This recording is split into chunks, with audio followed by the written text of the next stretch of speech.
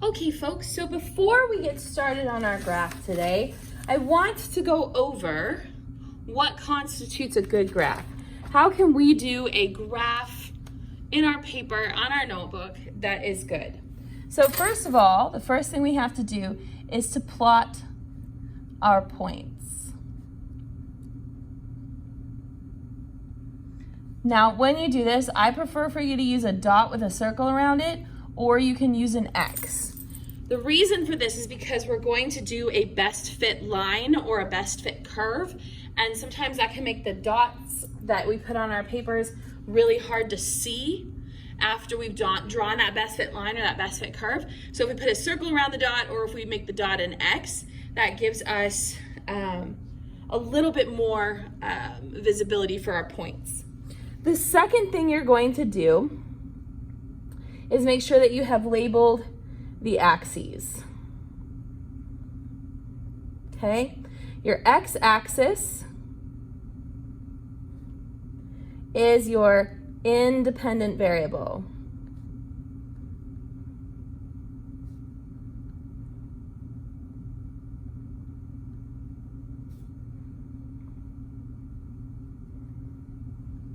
This is the one you change. Your y-axis is going to be your dependent variable.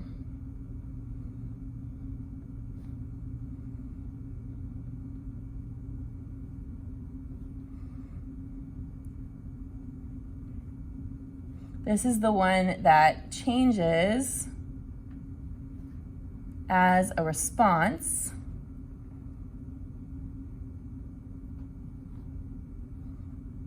to the change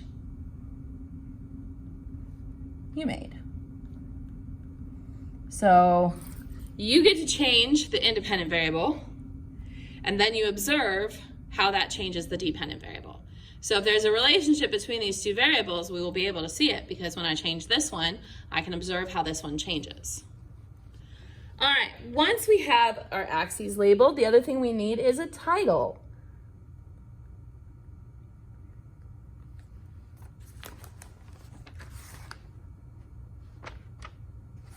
And your title should always be dependent variable versus your independent variable.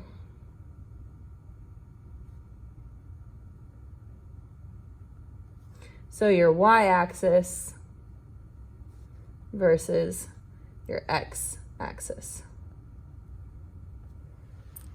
Okay? And the next part is a little tricky.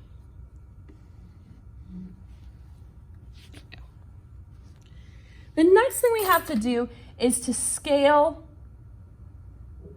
the axes to fit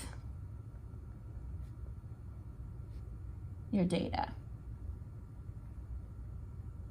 So to do this, you're going to take your largest data point minus your smallest data point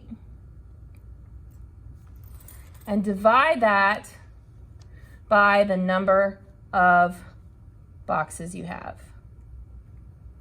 This is going to give you the value of each box. Okay, so very important, we do not start at 0, 0. We start at the smallest data point.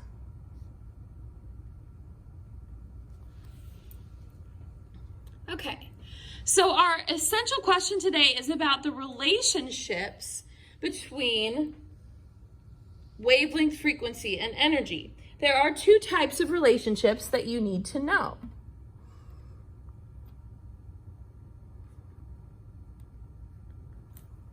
The first is called an inverse relationship.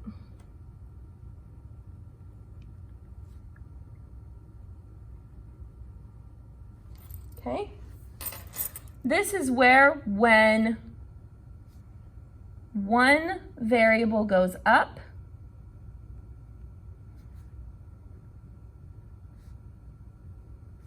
the other variable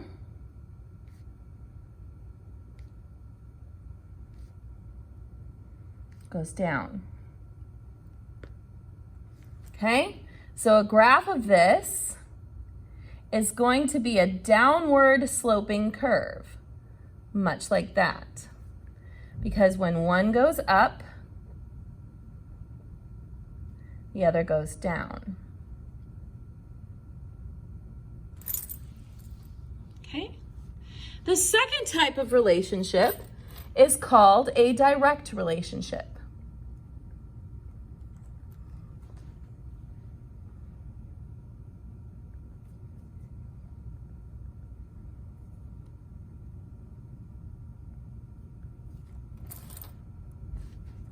This is where when one variable goes up,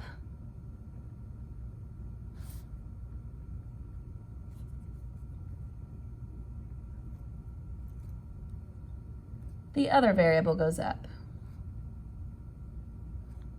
at the same rate. They do this at the same time.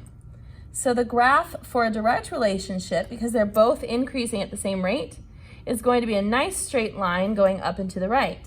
Because when one goes up, the other goes up.